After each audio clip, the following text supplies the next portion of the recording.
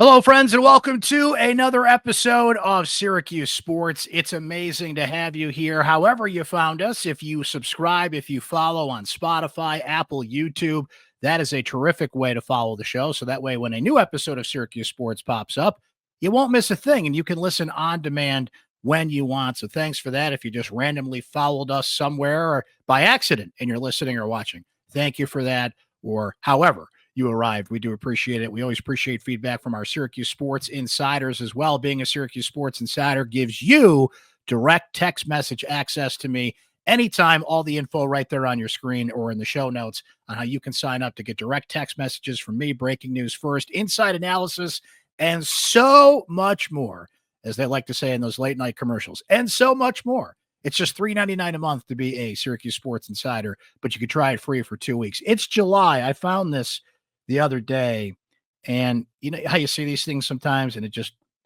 blows your mind. So on July 2nd will be the exact midway point of 2025, and from that day on, 2050, the year 2050, will be closer than the year 2000. Yeah, let that rattle around in your brain a little bit, right? It's on the internet. It must be true.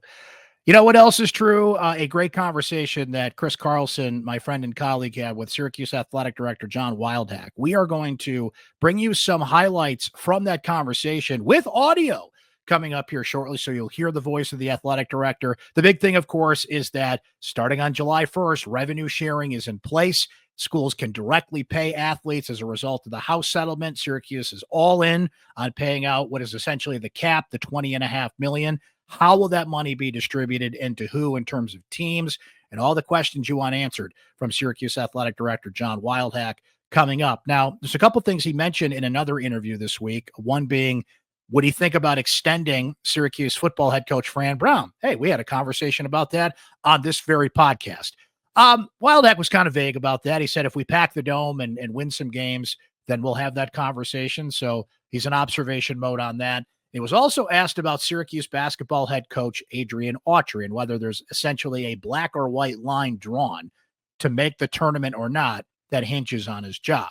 And Wildhack would not commit to that. He said there's some gray area in that, while certainly acknowledging that Syracuse has to make the tournament, wants to make the tournament, and as he put it, play, quote, meaningful games in the month of March. We're the only meaningful games in the month of March, and I guess you can put the ACC tournament into this, which Syracuse historically has not played well in. We all know what he's talking about here, and that's the NCAA tournament. Well, whether we want it or not, we're apparently on the track here to get an expanded NCAA tournament. Pete Thamel of ESPN's been all over this.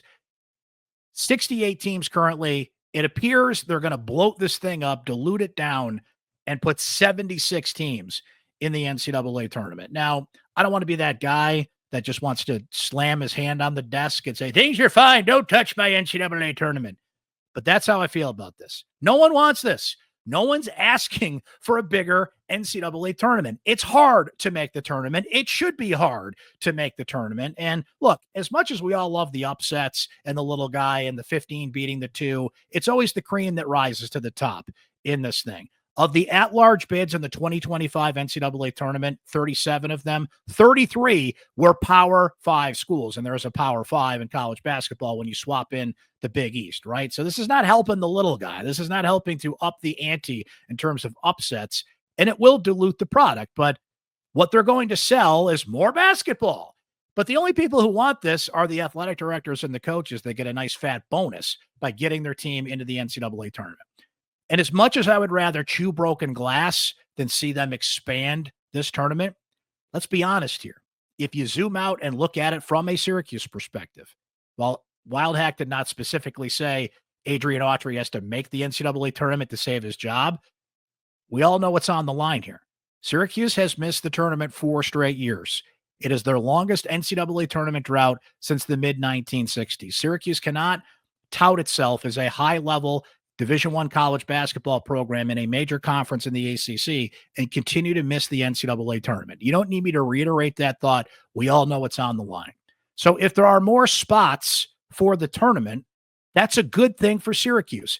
Yes, there is Joe Lunardi bracketology in the middle of summer. And Lunardi's latest NCAA tournament projections put out on June 24th, he lists the following schools as these are the last 8 out. So in essence, it's not scientific here, but in an expanded field with 8 more teams, these would be the last 8 in: Marquette, Indiana, Washington, Clemson, Nebraska, Kansas State, Villanova, and Northwestern. Now, what do all those schools have in common? They're all major Power 5 programs. So if I'm Syracuse, and they have made the tournament 4 times in the last 10 years, and most of those appearances in the tournament, they got in by the hair on their chinny chin, right?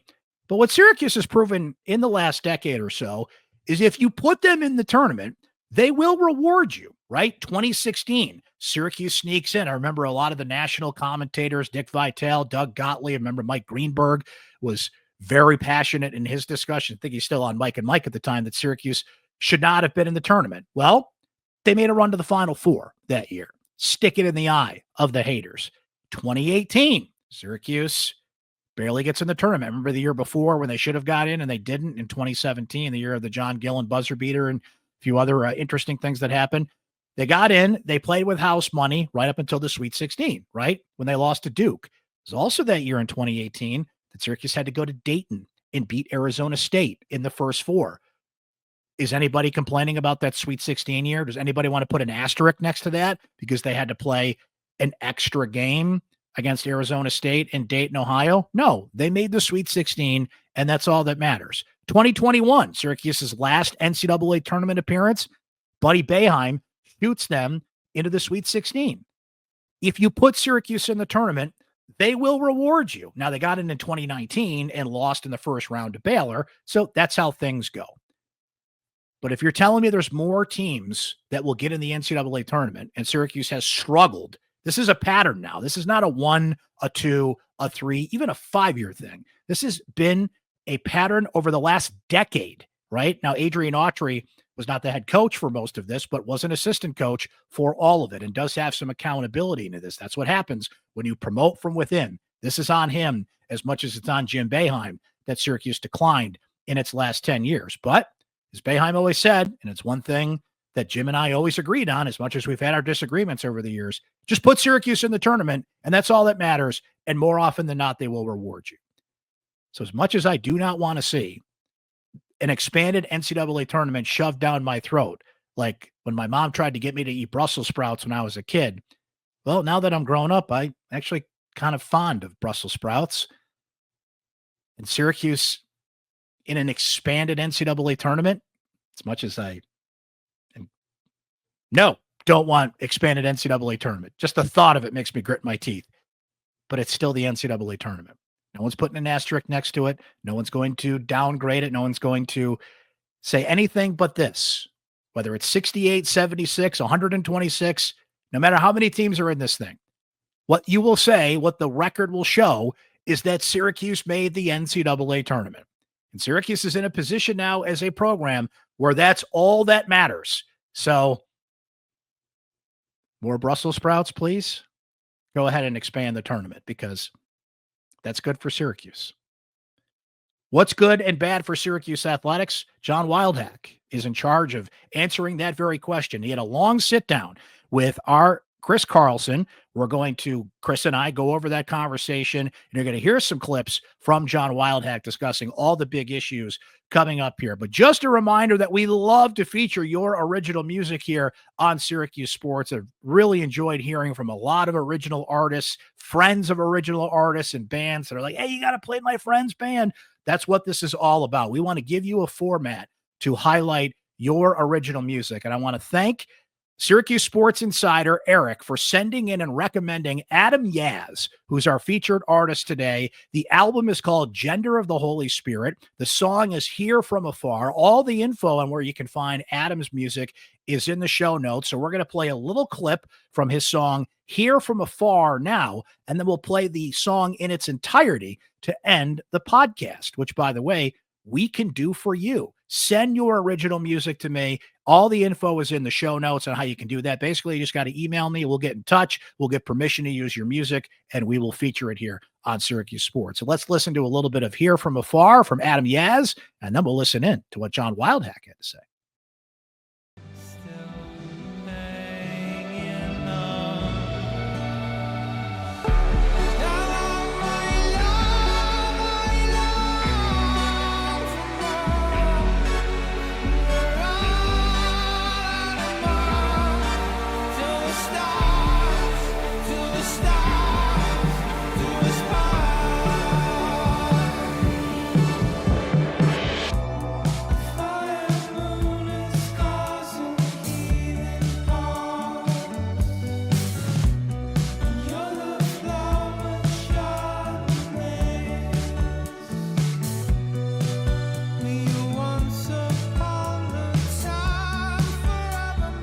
Chris Carlson is here, fresh off his conversation with Syracuse Athletic Director John Wildhack, who, by the way, very gracious with his time. Chris gave you about 40 minutes, so Thank you to John for that. Much appreciated on that front. And the big thing, of course, is money, right? Revenue sharing, the House settlement. It is July as we speak, so this has all gone into effect. So we're going to listen to a few things that John Wildhack and Chris discussed and react as we go here. And Chris will give us some insight on a few other things that you guys talked about. Before we get into all that, Chris, though, this time around, you've had a few audiences with John Wildhack, given the vibe and everything going on in college sports these days. What was your kind of broad takeaway from your conversation with the AD? That's a good question. My big takeaway, like for Syracuse, is like finding the money to pay athletes is going to be tough, and like they have to make choices. There are going to be certain things in their athletic department that are going to be prioritized, and there are certain programs that are going to be deprioritized, and there are going to be certain things that they want but they can't afford, and that's going to be like more stark and more clear, sort of than ever before. That was my big takeaway too, Chris, in this sense. And you'll hear John say this, but they've been planning for the $20.5 million. But given how fast things go, there are so many things. And in this case, the biggest thing now, we're all going to find out together how this is going to go. There were some things that John fairly could not answer accurately because, well, we don't know. We're going to find out the $20.5 million. They're committed to it now, but can they commit to it in next year's cycle? And there's so many answers to the questions they're going to get in this upcoming year, Chris. I was fascinated by that.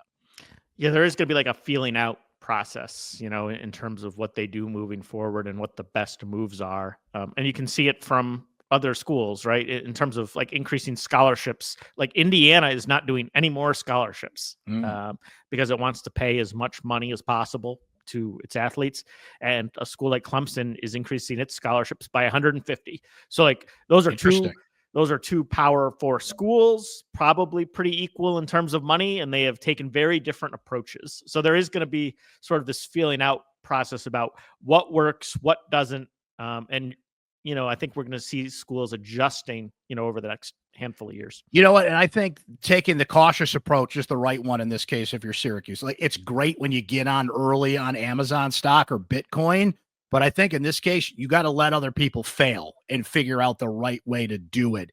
And Syracuse is all in. There's certainly some risk here. They're paying out the full $20.5 million. But I think this is the case where I think we're going to have to let Syracuse off the hook a little bit if they're not leading the charge on something like this, because this is a big, big deal. Yeah, it makes sense that you wouldn't commit, right? I would bet that they're going to want to pay the maximum next year. Sports matter, and everybody else is pumping money into it, but it makes sense that you wouldn't necessarily like declare it today that this is what you're going to do next year. So let's jump in here with the comments from John Wildhack. Certainly a big topic of discussion between you two in this conversation. And here John goes over the new revenue share, the $20.5 million that results from the House settlement, which is now in effect. So now the first decision you have to make is, are you going to participate in the revenue share? If you're going to participate, to what extent you're going to participate. And we went through all that, and we've been planning for this for a year. So it's not like it snuck up on anybody. And I'm really thankful of the work and the collaboration internally, not only with athletics but other key units as well. It's been done, and we said publicly that we're going to share the max, which we are. And as most schools, it's going to be primarily football, both basketball programs. We're going to increase some scholarships in women's Olympic sports as well. But it's the new environment, so you adapt. It's as simple as that. There's another clip here I want to play from Wildhack, and then we'll react a little bit here. So, where do you get all this money? They could plan for it. They had a year to put some things in place, but easier said than done in some ways. Here's another one from John Wildhack. It's an issue for everybody, right? So it's the allocation of resources in a sense, on a university-wide basis, which that's examined on an annual basis. We've reduced our operating expenses in athletics, so we've been really, we've scrutinized how we spend, where we spend, and we've been able to realize some savings there. And then the other is increasing revenue, and that's one reason why I hired Kevin Morgan. So GM and CRO, we need somebody and basically restructure to put all revenue-producing units under Kevin. And then the third element is the Champion Q's campaign, which we launched a few months ago. And while it's a comprehensive 3-year, $50 million campaign, certainly a subset of that is to offset the revenue share. Chris, what were your big takeaways from those comments with John Wildhack? A reminder of that Champion Q's effort that they put out there. As you heard John mention, they want $50 million raised in the next 3 years. And it all applies now to the fact that Syracuse is directly paying its athletes. Yeah, athletic departments around the country for years have been sort of incentivized to like spend every penny they make, right? Like you want to win. So if you make it, you can spend it. You don't want to ask the school for the money because it looks bad when the athletic department's running a deficit and tuition costs are so high. So for years, schools have wanted to spend every penny. And that means like there's nothing left over. Like the budgets are tight. Syracuse's budget is really tight. Some schools have bloat. Syracuse doesn't have a lot of bloat. They're not going to like find a ton of money to save. They've been trying to make money, that they're going to try to be more creative, but it's not like they were trying to leave scraps on the table.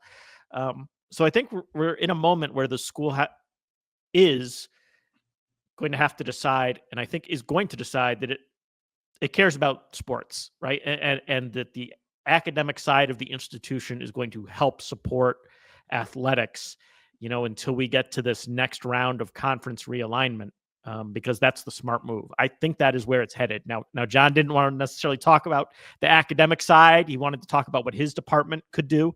But like, we'll see. Like there's not a ton that they can cut, and they weren't trying to not make money. So I just, the $20 million is going to have to come from somewhere. It's why you're hearing about things like private equity. Yes. It's why you're hearing about things like that, because like it's going to be hard to find that money. And you got to find non-traditional revenue too. Syracuse basketball is going to be in that tournament in Las Vegas. Yep. Where as we record here, it looks like Syracuse is going to play Kansas and Houston in that tournament. So, woo, baby, giddy up. But you get $1 million for playing in a tournament like that. So you got to find sources of revenue. And I'm one of those people that's like, why aren't you playing St. John's at Madison Square Garden? Well, now we're finding out why, because you got a high level non-traditional tournament to play, and that will pay you to do it, right? So, and it's a lot of little things that add up, Chris. There were some bus trips the basketball team went on instead of flying to, and a lot of little things add up to big things. John did mention in your conversation with him, he asked every department to really prioritize things and where they could cut, and he mentioned there's some positions they did not fill, and these are all things you hear from in the business world when you're tightening the belt. And the last thing Syracuse wants to do, and John directly said this, is the last thing they want to do is cut programs. Right now they have 20 programs that they are still financing, and they want to continue to do that. But I think we're going to continue to find out here over the next year or two if they can continue to do that. The scholarship issue is interesting, Chris. John mentioned that they're going to add scholarships to certain sports, and that football is going to hang at that 85 number. He has talked to Fran Brown, and they would rather not add scholarships there because now you're in a territory from 85 on. You can now add up to 105 scholarships on a football team, but that's the territory, Chris, from 85 to 105, where you're dealing with guys that aren't playing. And how good are they? Are they potential transfer portal candidates, right? So they're going to hang on 85 for now for football. Yeah, right. Like if you had all the money in the world, you would want to scholarship those spots, right? You would want the 20 best players to fill those spots that you could in an ideal world where money was no object. But those are players that probably aren't going to impact the season very much. If you're into that level of depth, you've probably had some injury issues. Yes. and things aren't going great. Those are players that very likely could leave your program after the season because they don't like where they are in the depth chart. So Syracuse has made the cost benefit analysis that it's going to treat those players like walk-ons, and there's still an opportunity to play at the Power 4 level. There's still an opportunity to play for Syracuse. There are still reasons to come to Syracuse, but like, are Syracuse's walk-ons going to be as good as Clemson's walk-ons? Are they going to be as good as Michigan's walk-ons? Probably not, because there's not as much to offer there. But those are the choices they're having to make, and I think it's smart because, like, you know, I'd rather have a little bit more money for my lacrosse program. I'd rather have a little bit more money for basketball than pay those last 20 spots. Which Wildhack acknowledged, by the way. So the hierarchy is what you think it is. Football is going to get a bulk of this. We didn't get specific numbers here, but a lot of the models have football somewhere around 85% of that, $20.5 million. Men's and women's basketball, which we're going to play a clip from Wildhack on basketball here shortly, but men's and women's lacrosse is going to get a little cut of the pie here. Field hockey is going to get some more scholarships. That's a sport he mentioned specifically, Chris. And I'm glad to see the investment in lacrosse, and you have to acknowledge, and John seemed to have not only the hierarchy of what you would expect, but they're competing for championships legitimately in lacrosse. Field hockey's been successful on the field. So it feels like once you get past the obvious ones, you're rewarding the programs that have shown they've earned the carrot, if you will. You guys are this close, or we're going to try and get you over the finish line. Yeah, I think the couple interesting things from that, it makes a lot of sense, right? Your most important programs, football and men's basketball, you're going to support, and then after that, it's about winning titles. Yeah. You can do that in lacrosse. You've done it. You've done it in men's lacrosse. You've won a national title in field hockey. It's still the only women's team sport at Syracuse that has won a national title, and you've come close in women's lacrosse. So you're supporting programs that have a legitimate chance at national. I was curious about soccer. That is the one thing I think, I think soccer is going to have to bite the bullet. And I think a lot of ACC programs are going to add scholarships in soccer. It's a sport that sort of matters along the Atlantic coast. Clemson, North Carolina, Virginia, those are schools that have good soccer programs. They're state schools. They have a little bit more money than Syracuse. I think they will add scholarships, and Syracuse is going to have to make do with less. Now, John made the point that there's still playing time that matters, but I think Ian McIntyre, the great coach over there, is going to have to work at a disadvantage. I think so. And they've won a national championship in the last few years, so that goes to show you that even when you have that success on the field, that you're robbing Peter to pay Paul, and someone is going to miss out here. Basketball is certainly a driving part of this conversation, Chris. Football is at the lead, but basketball is right there. And Wildhack said it, how important basketball is to Syracuse. We all know this, but the athletic director has to reiterate some things, especially with the money involved here. So let me play another clip here from John Wildhack, and this is on basketball. I mean, basketball is critically important here, right? And we got to be, again, it's important that we're competitive. Women's basketball, I see as a growth sport. The WNBA just announced 3 expansion franchises today. And I think if we give Felicia, if we give her commensurate support, I'm confident in her and her staff. And I think if we do that, we can grow that. So part of this is I look at where their growth potential as well. And there's obviously growth potential in football. And we see that. We're really pleased where we are with season tickets. I think it's like 3,000 new season tickets, I think. It might be over that now. Might be over that. But I mean, our renewal rate's really, really strong. So, there's momentum in that front. But I wanted, obviously football is critically important, but basketball is really important. It's important to our culture. It's important to the community. And women's basketball I see as growth. Now, the interesting thing about that, Chris, is Felicia Leggett-Jack has certainly had some success in recent years. They've made the tournament.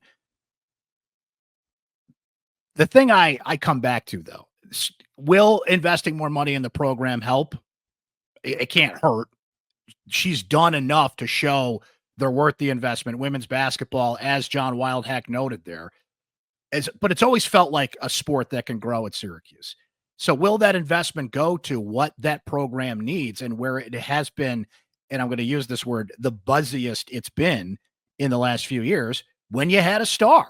When Deja Fair was out there, you had an attraction, you had a star, you had a reason to go to the games. And that combined with one of Syracuse's most successful runs on the court since its Final Four run in 2016, right? So I guess where that money goes and how Felicia Leggett-Jack utilizes that is going to be the key. But we've always sat here and felt like, man, can attendance get better? You had Coach Jack last year flat out in a moment of frustration say nobody comes, right? And she's been screaming from the rooftops, Chris, for the past couple of years and has not been shy that they need more NIL money. They need a general manager. They need more investment, which, by the way, they're getting some of those things that we mentioned here. So that's interesting to me because I feel like if Syracuse women's basketball is going to boom to the point people feel like it can, they need a star to do it. They need the next Deja Fair or even better.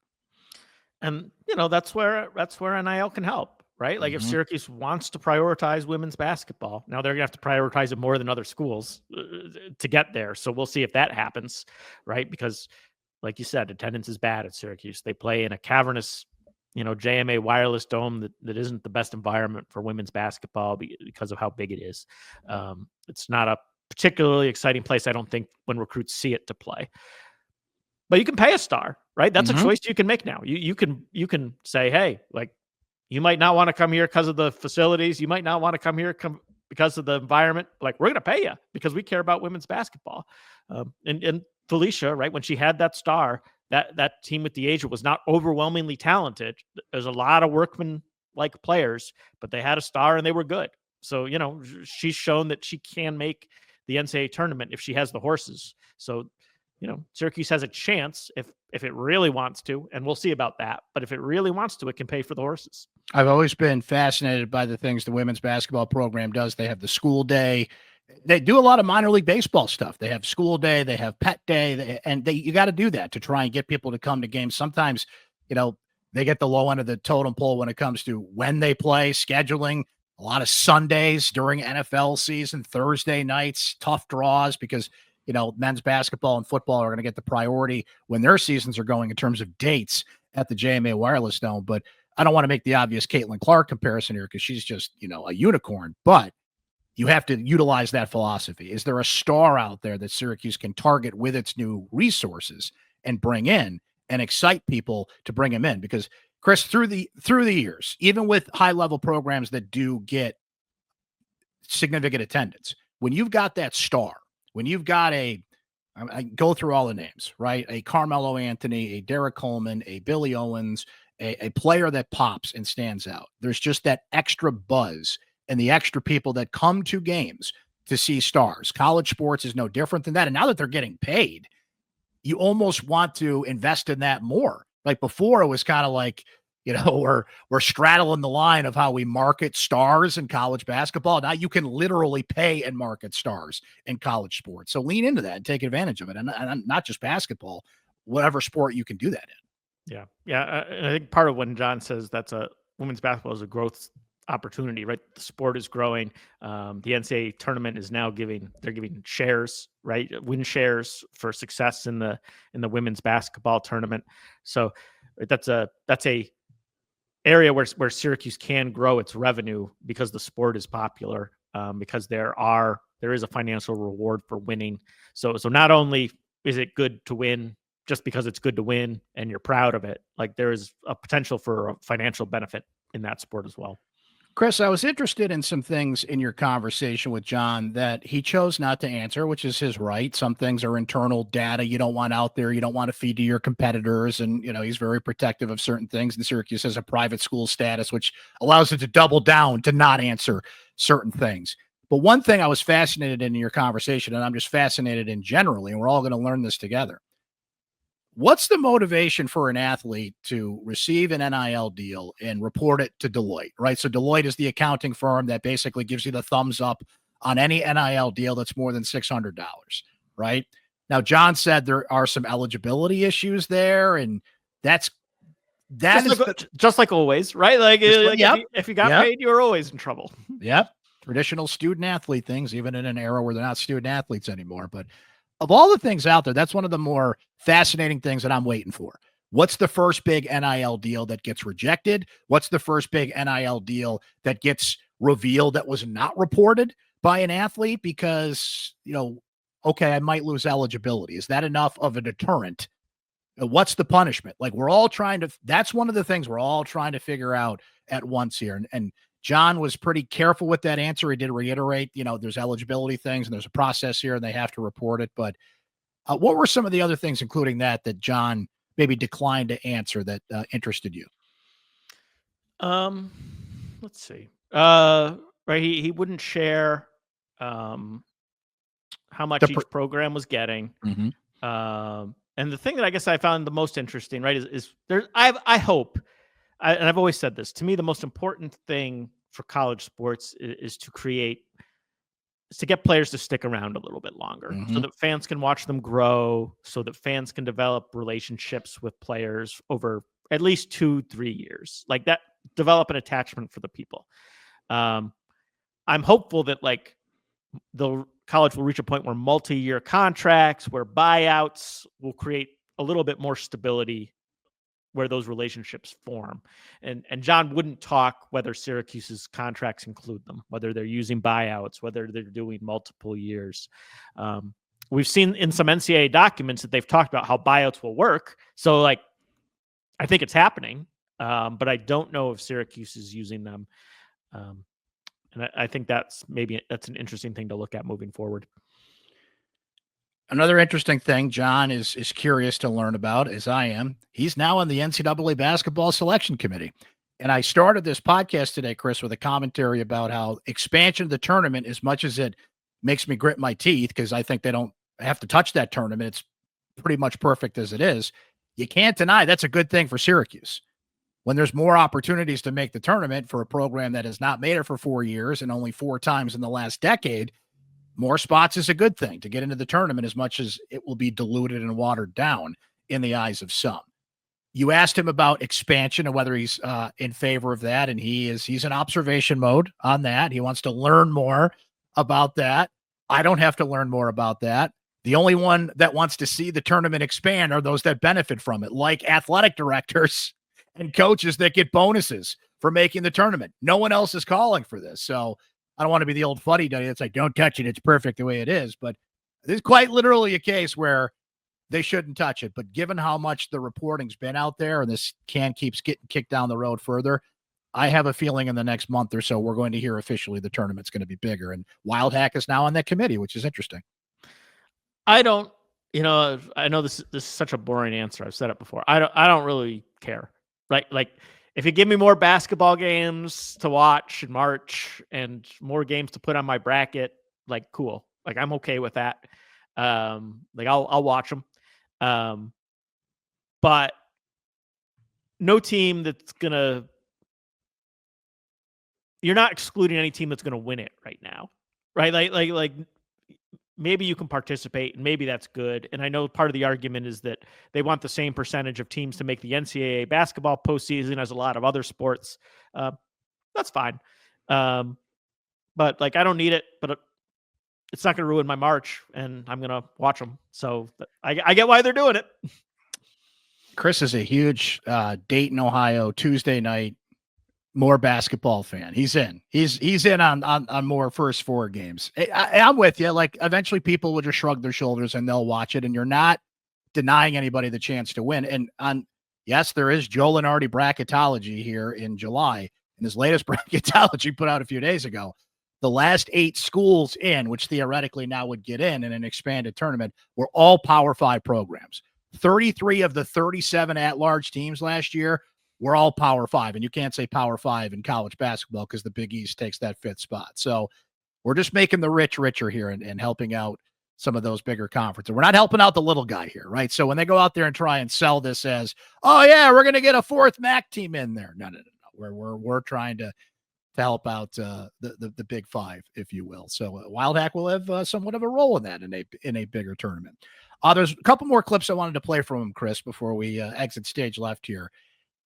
To go back to the money here, right? Accountability is a big thing. Syracuse is trying to teach their athletes, okay, we're paying you now, but with that comes, as John termed it here, a little accountability. Let's listen. One of the things that we're trying to do here, so I'm going to answer this in a much bigger picture, is accountability, right? And it's, all right, if you're going to be receiving money, there's got to be, there's accountability there, right? And we're trying to teach young people accountability now. Across all our sports, because if not, if you decide to show up to work, well, I'll show up Monday, Wednesday, Friday, but Tuesday, Thursday, you're not going to be employed very long, right? I wouldn't either. So part of it's accountability. Part of what we're doing, and we're really close, is we want to introduce kind of a best-in-class financial literacy program for all of our athletes, just not those participating in revenue share, but all of our athletes. So I'm answering that in kind of a bigger picture. I do think discipline, accountability is absolutely important to any program. It's important to any organization. When you run afoul of that, there's going to be consequences. Because when you get out in the working world, there's going to be consequences. If you don't show up Tuesday and Thursday, there's going to be consequences.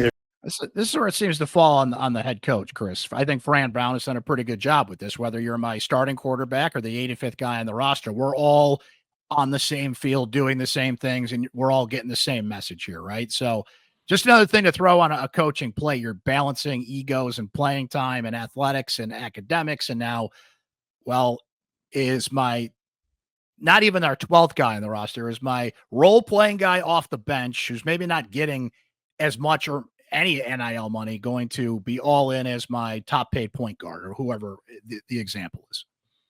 Yeah. And right. Once you get paid, is that enough for you? Right. Right. Yeah. Are you just content with that? And Fran, as a coach who we've sort of hear from a lot and have been around more than most, he seems to have the right attitude for that era, right? Like nothing is enough for Fran, nothing short of a national title, right? So I think there's going to be, he seems very well equipped to deal with don't be content. You're going to remain accountable even though you're getting paid, and maybe you're more comfortable than you've ever been in your life financially.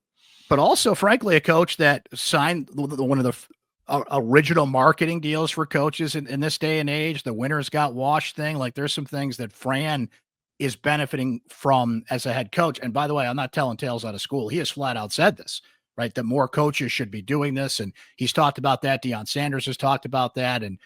But the message to his players is you can work your way to being whatever line of work you go into in life to profit from that, right? And you should profit from that as a player, and there's a whole discussion there. But still, I think in this era, does as good a job as anybody of saying we're all equal here, right? And we're going to follow my message. So just another thing for coaches to be in there. And that accountability for Syracuse it'll be interesting to follow what they mean by that, what the standards for that are. And Syracuse is trying to set a certain standard and a message, even though everybody's getting a little extra on the side now. This was a broad answer, but I thought it was interesting because Wildhack's job, Chris, is to think big, to plan ahead, to chart the course. He's always talked about how college athletics sometimes is you're steering an aircraft carrier. I don't think you are anymore. I think things move much faster than that. That you're now steering a pontoon boat as opposed to an aircraft carrier that is going to turn quicker. But he did reflect a little bit on the impact of the last few years and where the college athletics is going and how he's trying to keep up. Changes in the past 4 years, starting with the Supreme Court ruling, has been more impactful since anything, probably going back 50 years, right? Since maybe Title IX was passed. and when the '84 Supreme Court ruled in favor of Georgia, Oklahoma. Right, so that's the scale of what we're seeing.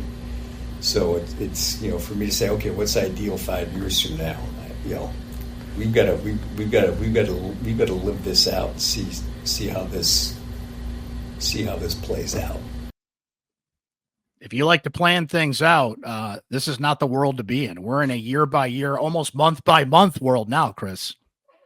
Yeah, and I think it speaks to sort of where we started, right? Like if they find out that having only 85 scholarships in football is a real problem, like they'll find a way to add those scholarships in football.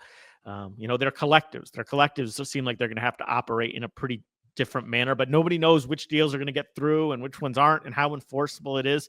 So I think,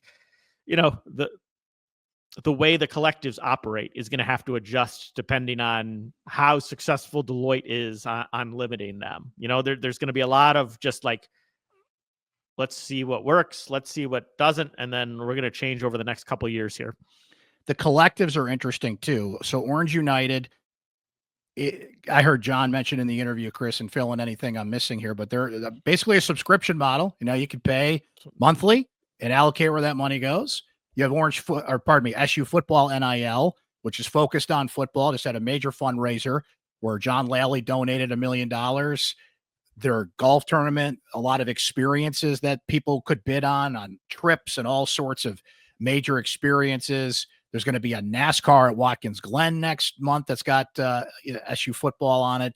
So that's a significant amount of money, but that all goes to football, the primary source of revenue where that money is going to go. And then you have Athletes Who Care, which pays athletes in exchange for the charity work that they do. And Wildhack mentioned it specifically in that conversation, Chris, that the House settlement is basically designed to eliminate collectives.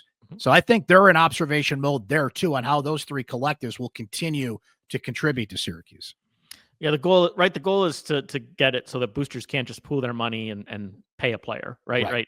All the deals are supposed to be true endorsement deals where like they make sense for the business. They have a business purpose, not charity work, right? With Athletes Who Care, not that you're paying $1 million to do a commercial that's seen by 10 people just for the sake of putting money into the pocket of athletes. Like they're supposed to make business sense. Now, nobody knows how it's going to work. So like if I'm a school, I'm telling SU Football NIL, hey, like don't shut your doors here. Like we don't know which deals are going to work and which ones don't, and we want you guys around in case everybody is still circumventing the cap. Right. But they might have to shift to sort of like connectors, right? Where SU Football NIL is calling businesses and seeing if they'll do business with athletes. They might get into that type of business.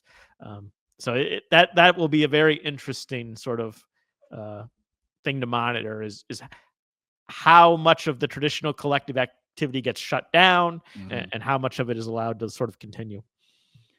Chris, great job. Really appreciate the questions and the time that you got to spend with John Wildhack. We appreciate his time, by the way, and answering as many questions as he could in this situation. And Chris has a story up on syracuse.com, which adds to this. So please check that out. And more to come, as they say. But we're in a transition period now. The last era of college athletics is over where schools could not directly pay athletes. And now we've entered the one where they can. It's July. But before you know it, it'll be training camp, and all this will start to come into clear a little bit more here. But thanks to John Wildhack for his time, and thanks to Chris for his great job reporting on that. Thank you, sir. We'll talk again soon, but appreciate your time and insight as always. Thanks again to Chris Carlson. Thanks again to Syracuse Athletic Director John Wildhack being so kind with his time and talking about all the big issues with Chris. We appreciate that, and I would encourage you to read Chris's story on syracuse.com, which offers a little more insight and analysis on his conversation with John Wildhack. Thanks to our Syracuse Sports Insiders, your questions, your comments, your insight, your ability to directly text message me has been awesome. I love the back and forth. We've got some big recruit commitments coming up this week on the football front. Our Syracuse Sports Insiders will hear that as soon as we know where big recruits like Calvin Russell out of Miami, CJ Hester, and others will go. recruiting never stops, and Syracuse football is awaiting some big-time commitments there. So we'll see how that goes. Our insiders will hear about that. There are some big basketball scheduling news. How about Syracuse is going to play Houston, the national runner-up last year, barely losing the national championship game, and Kansas in back-to-back days in Vegas. How about Syracuse basketball is going to play a total of 4 games in Vegas in late November? They're going to play St. Joe's in a non-conference game, play Houston, Kansas, and then a third game to be determined as the Players Era Tournament plays out. So we got some big basketball scheduling news that will continue to trickle out. Before you know it, training camp's going to be underway. Javon Edmonds, Chris Carlson, and I will give you plenty of highlights and analysis from football training camp. So maybe July, you may be going on vacation, you may be getting away and relaxing, and please do that, man, and enjoy the summer and enjoy your downtime. But there's never any downtime when it comes to our Syracuse Sports Insider text line, because there's always things to tell you about. So we'll keep you updated there. We would love for you to sign up today. It's just $3.99 a month to be a Syracuse Sports Insider, but try it free for 2 weeks, see how you like it, and you'll get direct text messages from me. You can text me anytime. Inside analysis, opinion, breaking news, and we have it first to you. And say it with me, so much more. Thanks to Adam Yaz for his terrific music. Thanks to Syracuse Sports Insider Eric for sending in the recommendation. So we heard a little bit of it earlier in the podcast. Let's have Adam take us out here today.